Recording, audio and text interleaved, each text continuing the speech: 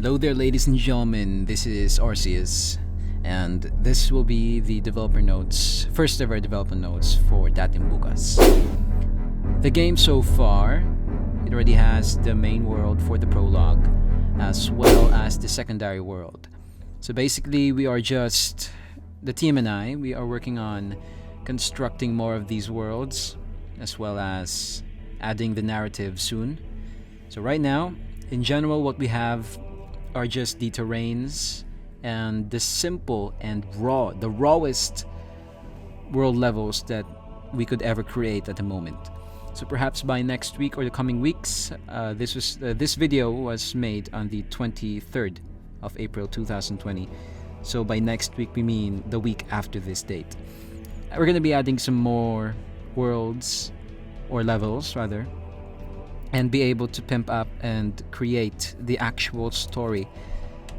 So this game, Datimbukas, it has a significant story. It aims to uphold united patriotism in the Philippines. This is the main theme of the game. We believe that as a team, as the tactical trio, that by using this theme, we could be able to reignite the Filipino spirit in our country, the Philippines. And I believe this is a great way to develop a game centered on a theme like this. Datimbukas is not just the title of the game itself, it's also the name of the land this game is centered on. It is a land set in pre-colonial Philippines. It is a realm lush with flora and fauna, mythical creatures, mythological beings, and ancient Philippine crafts and masterpieces. Now this game is based off, then again, pre-colonial Philippines, and it features all of its aesthetics and history. However, unlike our timeline, Datimbukas diverges from history and instead glorifies Philippine mythology. This realm is populated by Philippine mythical creatures and beings. Mankind is not the only race in all of Datimbukas.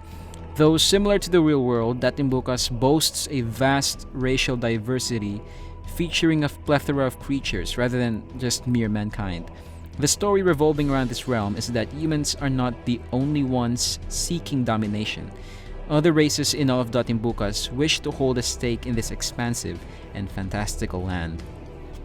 In addition, this realm of Datimbukas procures an aesthetic where life is simple at best. In addition, it gives this southeastern medieval feel to anyone visiting such land. As you can see, the land embraces the culture of pre-hispanic Filipinos while staying contemporary at best. Now, while Datimbukas may be heavily based off such historical period, not all concepts are integrated, meaning this realm only glorifies certain elements such as nobilities, like nobility ranks, mythology, ancient warfare, ancient literature, and ancient governance. So the land provides its natives a lot of different things, and as well as the visitors, an atmosphere where fabled creatures actually exist and live alongside their human allies. So that is like the main aesthetic of this game. In addition, then again, the theme of Datimbukas is united patriotism. So the team and I, we wanted to embolden this thing because it aims to exemplify the concepts of patriotism, the modern Filipino spirit, and unity to the modern Filipino. It embraces the idea of loving one's country to heart while showing utmost love and endearment to one's fellow men. So under the element of ancient Filipino governance, Datimbukas fosters the idea of unity and unification rather than insurgency and rebellion. So there will be 7 provinces in all of Datimbukas, and they are as follows.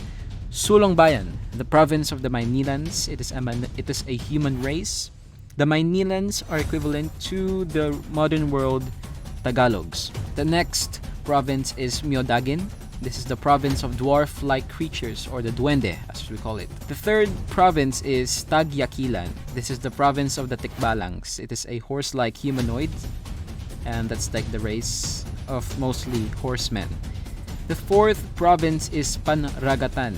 It is the province of the Lakbatos. We wanted to rename most of the real world stuff here so we can incorporate a much more in-game aesthetic. This is the province of the Negritos, the pre-colonial Negritos that we want to call as the Lakbatos. So we have the Bantay Tubig as the 5th province. It is the province of the Encantos and the Merfolk, basically people living in the water.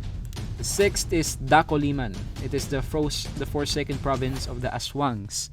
So the Aswang in the real life, we know that as a witch or a forsaken ghoul-like humanoid.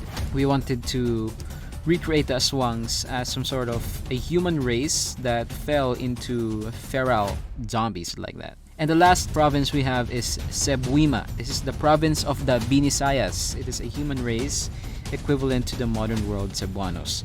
So right now, what we aim to accomplish is the actual game itself, but as of the moment, we are still on the first and second levels of this game.